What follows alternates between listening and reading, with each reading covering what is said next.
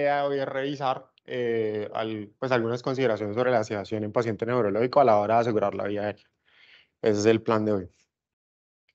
Eh, para tener presente, eh, la, para la revisión lo que se hizo, o lo que hice, pues básicamente, fue utilizar los términos mesh que ven ahí en la pantalla para hacer una búsqueda en un par de bases de datos.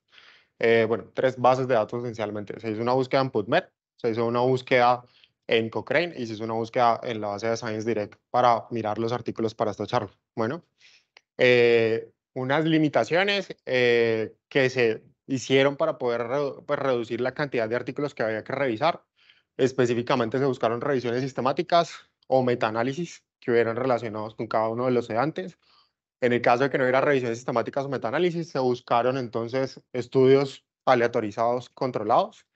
Y en el caso de que no hubiera ninguno de esos, entonces buscaban estudios de corte, los que hubiera de ahí para abajo para poder mirar a ver. Entonces, esta presentación está llena básicamente de revisiones sistemáticas y de metaanálisis relacionados con los medicamentos, que es lo que vamos a revisar el día de hoy. Ahí pues les puse la pirámide pues para que pues básicamente miraran por qué se hicieron los criterios de selección. La idea era revisar cuál era como la evidencia más relevante que había de cada uno de los medicamentos y tratar al final de sacar unas consideraciones que son las consideraciones para poder mirar a ver cómo vamos a elegir medicamentos a la hora de intervenir o de hacer la intubación de pacientes neurológicos. Ese es el plan de la presentación de hoy. Perdón, me devolví. Listo. Entonces, este artículo, pues lo puse básicamente porque cuando Peter Safar y William J. Stepp publicaron este artículo en los 70, yo creo que ellos nunca se imaginaron que eso fuera a ser tan relevante para todos nosotros. Este artículo es el artículo que se inventó la secuencia de intubación rápida. Eh, es el artículo que se inventó la secuencia de intubación rápida y básicamente, a través de ese artículo, pues la secuencia de intubación rápida ha ido sufriendo modificaciones de ahí en adelante y las modificaciones se han dado precisamente por la cantidad de fármacos que han ido apareciendo y las ventajas que tiene cada uno de ellos. La relevancia, cuando fue la propuesta inicial que ellos hicieron, la secuencia de intubación rápida tenía 15 pasos, se usaba tiopental y succinilcolina como medicamentos y ellos recomendaban el detox urinary, que es pues básicamente el inicio de todos los relajantes musculares. Era un agente tóxico que se utilizaban los indígenas para paralizar a su presa y de ahí de ahí salen la mayoría de los relajantes musculares y ellos pedían que se insertara una sonda nasogástrica y ponían dos casos, el caso de un paciente que no estaba en paro y un caso de un paciente que sí estaba en paro y le dan ahí unas indicaciones a uno para el abordaje. Ese artículo es el que cimenta pues la secuencia de intubación rápida y la razón por la que vamos a hablar de los sedantes y cómo intervienen los sedantes en la secuencia de intubación rápida para poder mirar cuáles son como las metas o las consideraciones que tenemos que lograr con los pacientes neurológicos. Esta es, digamos que la propuesta actual de la secuencia de intubación rápida, esa es del Waltz. Bueno, 7 pasos le proponen a uno, pero como curioso, pues, o como más bien como más importante, es que ellos le proponen a uno que haya una optimización fisiológica como parte de los pasos de la secuencia de intubación rápida, y creo que eso es probablemente lo más relevante en este momento. Ese es el paso más importante en este momento a la hora de manejar pacientes a los que uno les quiere asegurar la vía aérea. Y es importante tenerlo presente a la hora de decidir cómo se va a intervenir la vía aérea y cuáles son como los medicamentos que se van a elegir y cuáles son las cosas que uno quiere lograr o cuáles son los objetivos que uno tiene con el paciente que vaya a enfrentar. Entonces, obviamente no vamos a discutir toda la secuencia, nos vamos a salir de la secuencia solamente para hablar específicamente de la parálisis de inducción y de cómo intervienen cada uno de los sedantes a la hora de hacer el manejo pues, de los pacientes. Entonces, vamos a hablar de la ketamina, específicamente vamos a hablar de la ketamina. No vamos a hablar de la farmacología, sino que vamos a revisar unas revisiones sistemáticas, una revisión cualitativa que hay, que les voy a mostrar por qué se las traje. Y la idea es que tengan presente, pues primero, uno de los mitos más grandes que existió con la ketamina era que la ketamina empeoraba, aumentaba la presión intracraneana y como consecuencia de que aumentaba la presión intracraneana, entonces no se podía usar en los pacientes neurológicos. Fue un mito que se extendió por unos artículos que se publicaron alrededor de los 70s y se fueron a los 90s, y luego empezaron a aparecer estudios que contradecían esta parte con el uso de la ketamina. Este es un estudio, una revisión sistemática de todos los trabajos que hay acerca del uso de la ketamina que se hizo ahorita en 2020. En este, ellos básicamente lo que hacen es tratar de incluir todos los estudios, inicialmente sin criterios de exclusión, tratan de revisar todo lo que hay, luego miran a ver qué datos se pueden utilizar para poder como plantear la forma en que iban a hacer la revisión. Se dieron cuenta que los datos son muy heterogéneos a lo largo de los estudios que se han hecho a partir del 90 para acá y que realmente no podían incluir todos los estudios. Encontraron más o menos 500 o 600 artículos que se habían publicado relacionados con la ketamina, y de esos 500 o 600 artículos terminan seleccionando 111 para poderlos revisar, y de esos 111 al final terminan eligiendo 11 para poder construir la revisión sistemática. ¿Listo? Esos 11 son los que les voy a presentar acá. ¿Por qué terminan eligiendo esos 11? Porque básicamente lo que ellos querían mirar específicamente al construir la revisión sistemática era cómo se comportaba la presión de perfusión cerebral, cómo se comportaba la presión intracraniana y cómo se comportaba una cosa que se llama las spread despolarization, que son básicamente como unas despolarizaciones que ocurren en el cerebro y que todo el mundo ha teorizado que son de mal pronóstico a la hora de que empiezan a aparecer. Y en este momento la teoría es que la ketamina pues, puede reducir esas despolarizaciones y que puede en efecto actuar más bien como un agente neuroprotector. Entonces, ¿qué hacen ellos? Estos son las revisiones en las que ellos pudieron mirar eh, eh, la parte la parte de la presión intracraniana y la parte de la presión de perfusión cerebral. Ahí están pues abreviados ICP y CPP para que los vean ahí en las tablas. Eh, si se fijan, la mayoría o disminuyen o no hay diferencia en el comportamiento de la presión intracraniana en la mayoría de los trabajos que hay. Solo hay uno que habla de un aumento y pues es apenas 4.1, que no es muy significativo, y con la presión de perfusión cerebral realmente no hay diferencia en ninguno de los grupos. O sea, realmente la ketamina no altera la presión intracraniana y realmente no afecta la presión de perfusión cerebral desde ese punto de vista, al menos en las revisiones que que ellos han evaluado ahí. Y también evalúan al ladito, si se fijan, el comportamiento de la presión arterial media y de la frecuencia cardíaca, y se dan cuenta que realmente no hay una diferencia que sea significativa y no hay evidencia de daño al usar la ketamina tampoco. ¿Listo? Eso es una revisión sistemática. También evalúan de nuevo, aquí también evalúan la presión intracraniana y la presión de perfusión cerebral. En estos que están acá, se me ha olvidado mencionarles que pues cuando hacen la comparación, en algunos se hace la comparación solamente con un solo bolo de ketamina. Si se fijan, los primeros de arriba tienen un solo bolo de ketamina. En algunos utilizan ketamina en infusión y en algunos utilizan sulfentanil en infusión como acompañante de la ketamina. Entonces, básicamente lo que ellos hacen es comparar cómo se comportaba cada uno dependiendo de lo que reportaron los grupos. Y en este también aparece la ketamina en infusión, la ketamina en bolo, acompañada de fentanilo o de propofol en infusión, y pues realmente no hay diferencia en cómo se comporta la presión de perfusión cerebral y en cómo se comporta la presión intracraneal a la hora de utilizar ketamina. En estos, básicamente lo que ellos querían mirar era lo que les decía, cómo se comportan las despolarizaciones esporádicas. Pues voy a traducirlo así, pero pues básicamente esa es la intención. Entonces, para eso tenían que escoger estudios que hubieran monitorizado el electroencefalograma de cada uno de los pacientes y mirar a ver cómo se comportaban con cada una de esas despolarizaciones esporádicas. Y lo que se dan cuenta es que en general cuando reciben ketamina, por el contrario, las despolarizaciones esporádicas se atenúan. Lo que quiere decir que al contrario de lo que se pensaba, la ketamina puede neuroproteger en cierto sentido,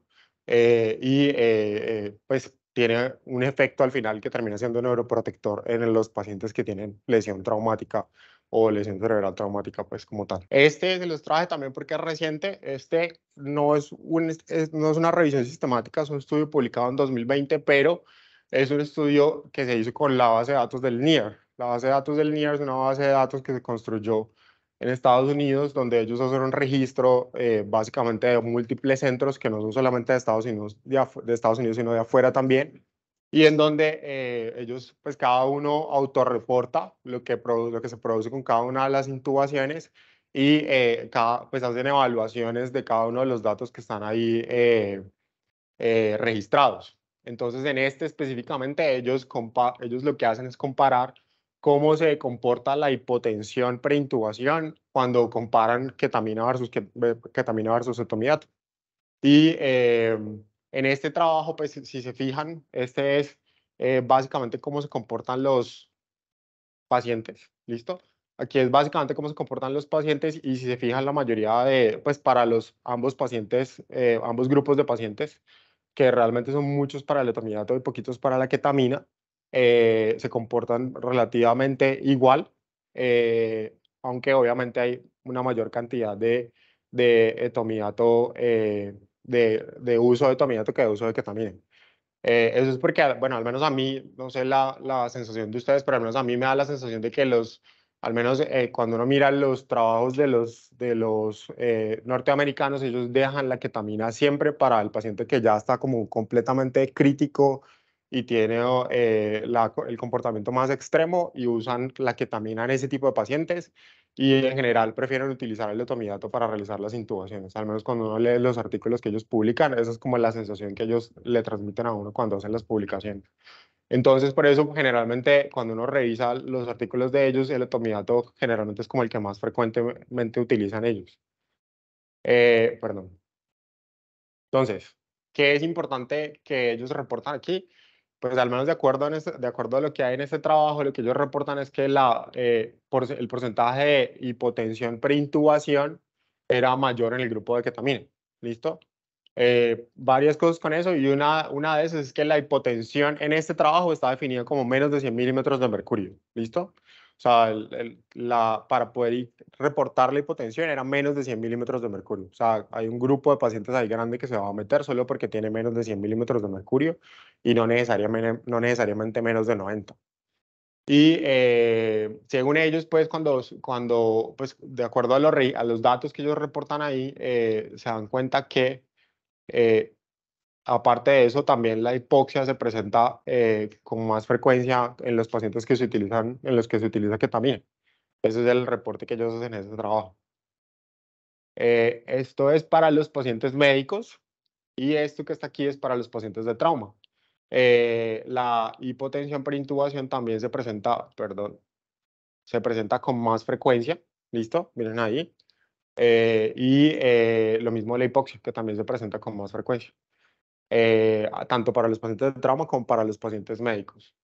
Y cuando ellos corren un análisis, una regresión logística multivariada, entonces, ¿qué era lo que ellos querían mirar? Querían mirar a ver cuántos presentaban hipotensión preintubación y cuántos presentaban necesidad de tratamiento por esa hipotensión. ¿Listo? Entonces, lo que uno tiene ahí son básicamente ORs, un área debajo de la curva, y pues, si se fijan, acá el comportamiento es más o menos similar, o sea, realmente no había mayor diferencia entre unos u otros.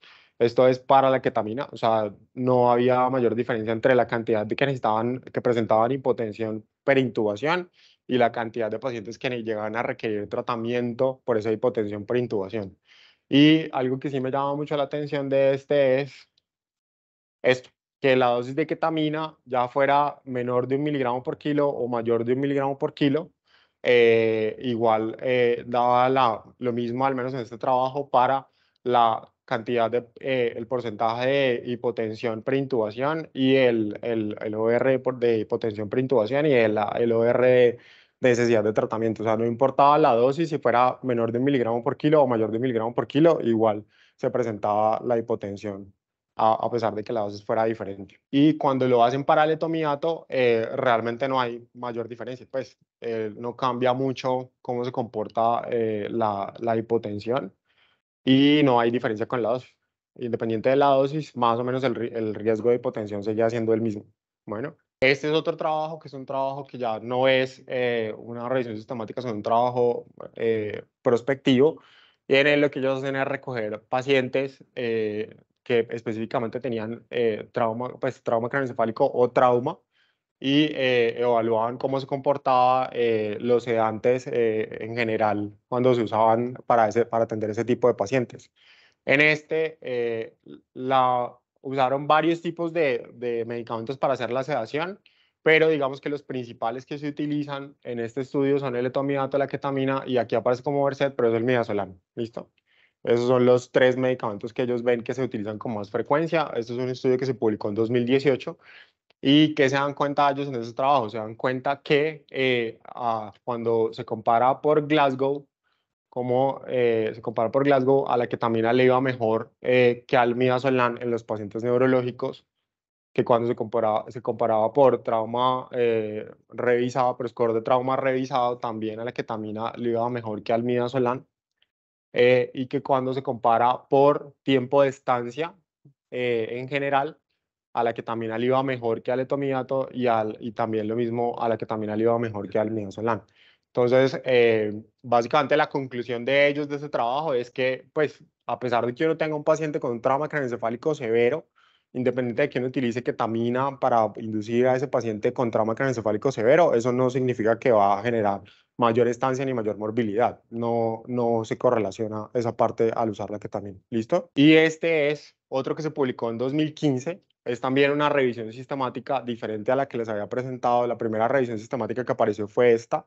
Y en esa revisión sistemática, pues ellos vuelven a mirar lo mismo. Básicamente la idea era mirar a ver cómo se comportaba la presión de perfusión cerebral, cómo se comportaba la elevación de la presión intracraneana y cómo se comportaba la estancia en la unidad de cuidados intensivos. Y si uno se fija a la hora de revisar este trabajo, pues básicamente se da cuenta que realmente no había diferencia. En ellos comparan los diferentes trabajos que analizan la ketamina, ya sea en infusión, intraoperatoria, o usada en dosis única, y se dan cuenta que realmente no hay diferencia a la hora de utilizar ketamina para el comportamiento de la presión intracraneal, la presión de perfusión cerebral.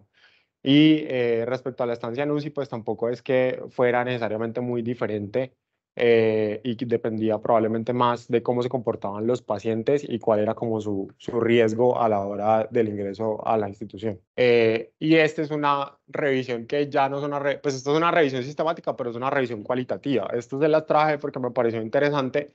Ellos lo que hacen es reunir todos los trabajos que hablan acerca de la despolarización esporádica, que era lo que les decía, la despolarización esporádica cuando aparece es una señal de mal pronóstico en el electroencefalograma. ¿Qué hacen ellos? Lo que hacen ellos es reunir los diferentes trabajos que hay respecto a lo que se está haciendo a la despolarización esporádica, y se dan cuenta que en los pacientes con trauma craneoencefálico severo y en los pacientes con hemorragia subaracnoidea, cuando se utiliza ketamina, la ketamina atenúa esta respuesta y por lo tanto puede actuar como un neuroprotector. Eso es una revisión cualitativa, quiere decir que eso es un concepto que sigue siendo teórico por ahora, que por el momento no es aplicable, pero pues que le va dando más peso a la ketamina como un agente que puede neuroproteger en lugar de lesionar a los pacientes que tienen trauma craneoencefálico o algún tipo de lesión neurológica, y que lo va haciendo ver más como un inductor que no puede utilizar más en los pacientes neurológicos. Listo. Ahora vamos a hablar un poquitico de lo que hay acerca del propofol. Eh, pues, me tocó mencionarlo básicamente. Este es uno que nosotros tenemos pendiente de revisar, que hace parte de las revisiones que tenemos que hacer. En ellos hacen una comparación entre, pues básicamente lo que ellos querían ver era qué pasaba cuando se utilizaba el propofol como inductor y cómo se comportaba la supervivencia. Entonces ellos meten varios trabajos y hacen una conclusión acerca de cómo se comporta el propofol. Ahí lo miramos. Entonces, ¿qué llaman la atención de este trabajo? Que es importante tener presente a la hora de considerar el propofol, porque la conclusión de este trabajo es que el propofol aumenta la mortalidad. Esa es la conclusión de este trabajo, que el propofol aumenta la mortalidad. Entonces, ¿qué es importante tener presente a la hora de revisar este trabajo? Varias cosas. La primera es, el grueso de los pacientes son quirúrgicos, ¿listo? No son de urgencias, para que pues, lo tengamos presente nosotros en el entorno en el que nosotros estamos. Adicional a eso, había una parte de cirugía cardíaca y de cirugía no cardíaca grande, pero una parte de cirugía cardíaca relativamente importante, y un grupo pequeño de pacientes de cuidado intensivo. Y aparte de eso, la anestesia que se utilizaba era casi siempre balanceada, pues no era anestesia total intravenosa. Ellos lo que hacen es coger todo lo que haya sobre el propofol, lo meten, por decirlo así, de manera muy reduccionista, como en una sola bolsa y miran a ver qué pasa, cómo se comporta el propofol sobre la mortalidad. El argumento de ellos es que, pues, unos en general se da muchísimo con propofol, entonces ellos dicen que cualquier aumento en la mortalidad con el propofol, pues sería muy significativo porque la mayoría de las sedaciones se hacen con propofol. Ese es básicamente el argumento de ellos cuando ellos montan el trabajo. Pero pues es importante tener en cuenta que ellos primero comparan, pues están comparando anestesia balanceada y están sacando una conclusión acerca de un agente que es un agente pues intravenoso, pues por decirlo así. Y adicional a eso, sacan una conclusión de subgrupo, que precisamente creo que no la puse ahí, pero en la conclusión de subgrupo se dan cuenta que en los pacientes cardiovasculares el propofol aumenta la mortalidad. Esa es básicamente la conclusión de ellos, que en los pacientes que van a cirugía cardíaca, cuando se utiliza sedación con propofol, el propofol aumenta la mortalidad. Eh, lo cual, pues, es como, pues, yo lo veo de una manera muy reduccionista, como cuando, pues, ¿qué pasa si uno se mete un niño con una M16 a un colegio en Estados Unidos contra niños que no tienen armas? Pues, el resto termina muerto, pues. Si uno intenta evaluar el propofol para evaluar los pacientes cardiovasculares que no son los más aptos para evaluar el propofol, pues lo que va a obtener al final es que la mortalidad probablemente va a ser mayor. No quiere decir que el propofol no se pueda utilizar en pacientes cardiovasculares, pero sí quiere decir que si uno coge un grupo que probablemente puede llegar a tener mayor riesgo o mayores efectos adversos por que está evaluando el propofol en ese grupo, pues probablemente va a obtener mayor mortalidad. Y adicional a eso, están estos que se los trae ahí resultados, pues porque me pareció pues como importante mencionarlos, y es que se hacen, digamos, dos cosas que son como necesarias para la conclusión de la mortalidad. La primera es ese ROP2 que ven allá, es la forma en que ellos analizan cómo es el sesgo de los trabajos. Entonces, si se fijan, el sesgo de los trabajos, el 45% y el 16% tienen o moderado riesgo de sesgo o alto riesgo de sesgo. Quiere decir que en todos los trabajos que ellos revisan, la mayor cantidad de trabajos tienen pues un riesgo de sesgo bastante importante. Entonces, eso quiere decir que la conclusión realmente al final termina siendo no tan confiable a la hora de uno evaluar qué quiere ver. Y adicional a eso, este me llamó mucho la atención porque estaba escrito pues ahí en la discusión de los resultados, y es que cuando los pacientes o sea, los grupos que aumentaba más la mortalidad, pues los pacientes que eran no cardíacos, en los pacientes que eran no cardíacos, la mayoría de los pacientes que tenían mayor mortalidad eran pues los pacientes que iban a cirugía oncológica. Cuando ellos evaluaron dos subgrupos, ellos dicen ahí que hay dos subgrupos que son los que más mortalidad tienen. Entonces un grupo era el que ya les había mencionado, que es el grupo de cirugía cardiovascular. Y el otro subgrupo es un grupo de cirugía oncológica. Entonces, ahí no está descrito cuáles son las características de los pacientes oncológicos, pero pues obviamente un grupo de cirugía oncológica, pues uno sabe que por las características que puedan presentar, pues puede tener mucha mayor mortalidad. Entonces, este estudio al final le da mucho más, digamos, le da mucho más, no le da el beneficio del propofol, dice que el propofol aumenta la mortalidad, pero como está construido, probablemente no es el mejor estudio para no sacar la conclusión. Y pues no está construido para evaluar pacientes críticos. De hecho, en los pacientes de UCI no hay diferencia a la hora de usar propofol versus cualquier otro agente que ellos hayan evaluado en la revisión sistemática. ¿Listo? Eso para que lo tengan presente ahí. Y estos que son dos estudios que me encontré, uno que es un estudio aleatorizado randomizado, y en ese trabajo básicamente la idea era ver cómo se comportaba la mezcla de propofol y ketamina, que ha venido cogiendo algo de auge, por decirlo así. Bueno, los grupos son muy parecidos realmente, no tienen diferencias pues que sean mayormente significativas. Y a la hora de evaluarlo, lo que uno se da cuenta es que en el grupo que se utiliza el propofol solito, pues el comportamiento de la presión arterial a los 5 minutos, pues hacen más hipotensión que los que utilizan.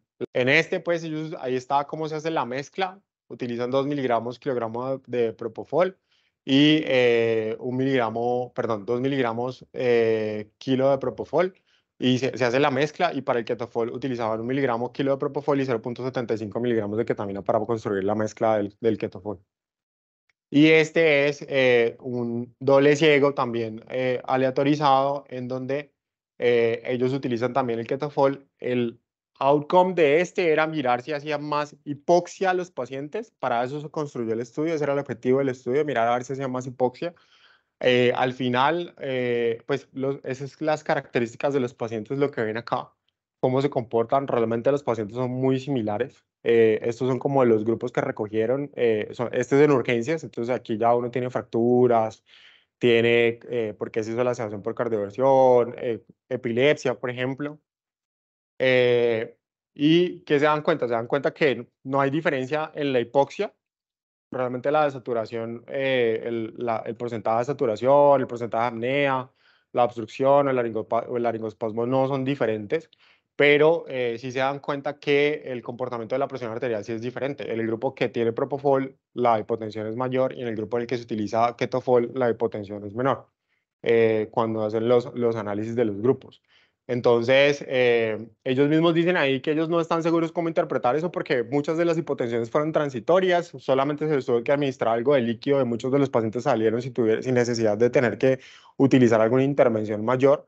Y el etomidato, bueno, aquí sí me van a dar zapatos, yo creo, pero bueno. Con el etomidato realmente revisiones sistemáticas o estudios que sean aleatorizados en los últimos 10 años no ha habido. Bueno, eh, si uno lee la literatura de los gringos, entonces pues básicamente les traje a mostrar dos. Este me pareció bastante interesante, es un estudio retrospectivo de un solo centro. Este es un centro francés. Eh, yo no conozco mucho de cómo funciona el sistema de emergencias francés, pero lo que sí tengo claro es que en el sistema de emergencias francés el médico está en la ambulancia y las ambulancias francesas se parecen a una ambulancia avanzada como debería ser. O sea, en Francia hay intensivista o emergenciólogo montado en la ambulancia, ¿listo? Y ellos van a atender pacientes en la parte prehospitalaria y los traen al hospital. Entonces, este estudio es en un solo centro y en ese centro lo que ellos querían ver era cómo se comportaba el estatus epiléptico cuando se comparaba etomidato versus tiopental a la hora de que se encontraba un estatus epiléptico afuera y era traído al servicio de urgencias. ¿Listo? Ese es básicamente el objetivo de este trabajo. Entonces, ¿qué hacen ellos? Ellos pues se miran las características de los pacientes y realmente la diferencia entre los pacientes que tenían tomidato y tenían, pues en los que se usó tomidato y en los que se usó tiopental, uno tiene que tener en cuenta que, por aquí les iba a mostrar, espérenme, el Glasgow en la cena, bueno, entonces la presión arterial media, miren cómo era, 90 y 102, muy similares, frecuencias cardíacas muy similares. En algunos se utilizó benzodiazepina inicialmente y luego benzodiazepina con el tiopental, pues. Y cuando se mira el tiempo de duración de las convulsiones, realmente era muy similar en el uso de los dos. Y las causas de convulsión, pues sí eran, pues digamos que muy diferentes dentro de cada uno de los grupos. Pues uno tiene casi que de todo, desórdenes metabólicos, infecciones, trauma, cáncer, alcohol, ACV isquémico y el SAPS, que es una escala para mirar la severidad de los pacientes, era más o menos parecido, aunque igual, miren que el comportamiento de la P es algo significativo y aquí sería a favor del etomidato, o sea, tenían un SAPS más alto de los que tenían etomidato. Esto es antes de la secuencia de intubación rápida. Entonces, cómo estaban los pacientes, cuántos tenían cada una de estas características que están acá. Entonces, cuando uno ya se sienta a evaluar cómo era el comportamiento, pues al final lo que uno termina teniendo es que si uno compara, ellos hacen un multivariado para mirar a ver, y cuando se van a comparar etomidato versus tiopental, se dan cuenta que no hay diferencia entre el etomidato y el tiopental. ¿Por qué les traigo ese estudio a mostrar? Porque el tiopental sí es un neuroprotector y ya es difícil utilizarlo. Entonces, ¿por qué les digo eso? Porque pues ayer estos días que estoy hablando con los anestesiólogos de este tema, precisamente me decían como, pues el barbitúrico, el tiopental ha ido perdiendo campos de acción, pero pues por ejemplo, este escenario podría ser un escenario para el uso del tiopental. O sea, uno no necesariamente podría descartar el uso del tiopental en pacientes que tienen un estatus epiléptico. Y finalmente les quiero mostrar este, que es el estudio por el que probablemente me van a patear ahorita, pero pues igual se los traje a mostrar. ¿Por qué les traje ese a mostrar? Es un estudio, y quiero dejarlo claro, es un estudio hecho para mirar cuál de los agentes inductores prolonga las convulsiones a la hora de utilizar terapia electroconvulsiva. ¿Listo? De utilizar terapia electroconvulsiva. Es, de acuerdo, o sea, es un escenario completamente diferente. O sea, el estudio está diseñado para mirar a ver cuál es el agente que más prolonga la cantidad de convulsiones a la hora de utilizar terapia electroconvulsiva. Me imagino que me dirán que por qué les traigo a mostrar ese estudio a, a esta revisión. Solo, pues, este pedacito solo para etomidato, pero ahí están comparando etomidato versus propofol y tiopental. Es lo que ellos hacen en este trabajo. Ellos construyen una revisión sistemática y un metaanálisis y comparan cómo se comporta el etomidato versus el propofol y el tiopental y cuál de ellos prolonga más las convulsiones. ¿Por qué se los traje? Porque me pareció muy charro encontrarme este trabajo porque pues uno dice, uno nunca va a hacer un estudio que sea diseñado específicamente para mirar cuál de los agentes prolonga más el estado convulsivo. No hay manera de llevar esto a cabo, o sea, no hay manera de plantear lo contrario. Yo no puedo coger pacientes que tienen estatus epiléptico, yo no puedo coger pacientes con estatus epiléptico y decir, voy a mirar a ver cuál de esos se le prolonga más el estado convulsivo cuando yo utilizo cierto tipo de inductor. Entonces, ahí les dejo la puerta para que hagan esa consideración. Eh, ¿Cuál es la conclusión de ellos? Bueno, primero, este está publicado, no me acuerdo. No me acuerdo porque no lo pegué ahí. Muy bien. Entonces, primero, cuando la heterogeneidad de los grupos es mayor, cuando uno construye un metaanálisis, eso quiere decir que el riesgo de sesgo es muy alto, lo mismo que hablábamos ahorita con el estudio del Propofol. Entonces, cuando uno hace los análisis de heterogeneidad, se da cuenta que realmente la heterogeneidad es alta, o sea que la conclusión de este trabajo, a pesar de que es una conclusión que van a ver que está definida, puede estar muy sesgada, ¿listo? Y eso es importante, por eso se los puse de primero, ¿listo? Pues puede estar muy sesgada la conclusión del trabajo porque la heterogeneidad de los trabajos es alta. Creo que estos quedaron muy chiquitos. Sí. Bueno, entonces, cuando comparan, es charro, pero así se hace la comparación. Ellos comparan propofol versus etomidato y la cantidad de duración de la convulsión motora y la cantidad de la duración de la convulsión electroencefalograma. Y si se fijan en las P's, entonces las P's 0.01, 0.0, 0.0, 0.0, 0.0, 0.0, 0.1, 0.00.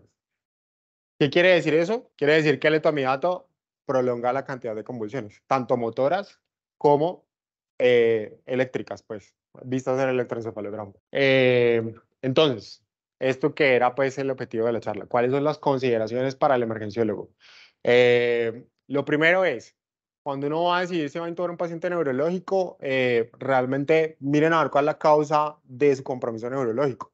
Porque, al menos en las guías del NLS le dicen a uno, si el compromiso neurológico usted considera que es reversible, probablemente su paciente no va a necesitar una intubación endotraqueal.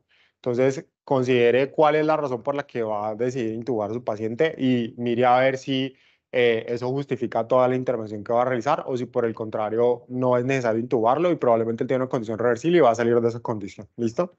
A la hora de decir la intubación. Este que me pareció muy importante y es anticipe el posible desenlace.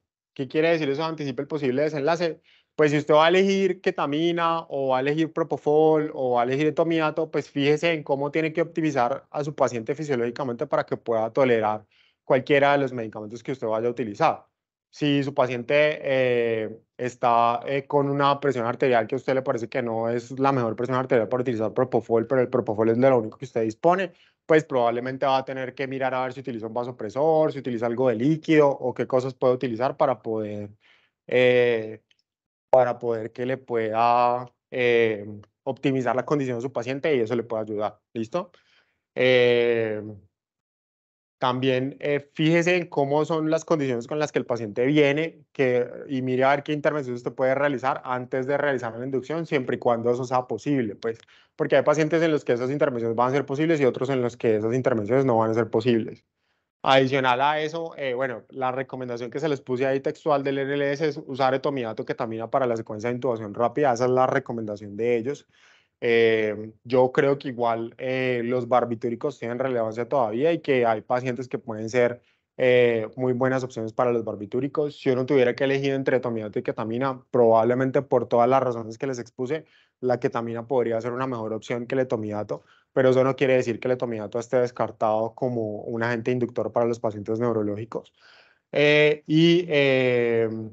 En los pacientes que tienen compromiso del sistema nervioso central y que están completamente fundidos, o sea, los pacientes comatosos, no puede dejar uno de lado el uso de la secuencia de intubación rápida. O sea, no es como que no puede obviar aplicar el relajante y el analgésico porque está comatoso.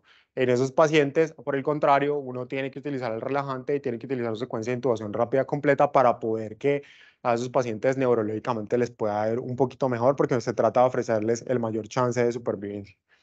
Y que consideren que los barbitúricos pueden ser muy buenas opciones en los pacientes que tienen epilepsia, que vienen por estatus convulsivo. En esos pacientes, esos medicamentos podrían ser una muy buena opción. Eh, hay como hay un artículo, no me acuerdo, no está publicado, pero es un artículo muy poquito que publicado hace muy poquito, del año pasado, si no estoy mal, que es una revisión, pues, de literatura acerca de un algoritmo para ofrecer a estos pacientes neurológicos. Y en ese, pues básicamente le dicen a uno que cuando el paciente tiene compromiso de la presión arterial, pues el agente inductor ideal debería ser la ketamina. Probablemente a esos pacientes uno debería utilizar ketamina y que cuando su paciente no tiene compromiso de la tensión arterial, pues debería considerar utilizar el fentanilo y el etomidato como opciones para poder hacer la inducción de ese paciente. ¿Listo? Sin olvidar que la dosis del fentanilo, cuando uno va a intubar a esos pacientes, es de 2 a 3 microgramos por kilo y no las dosis pequeñas que uno utiliza en anestesia, que son de 100 microgramos nada más. Bueno, eso para que lo tengan presente, porque el objetivo del fentanilo en esos pacientes es atenuar la respuesta de dolor que ocurre porque uno hace la laringoscopia. ¿Listo? Que eso es lo que hay que tener presente a la hora de eso.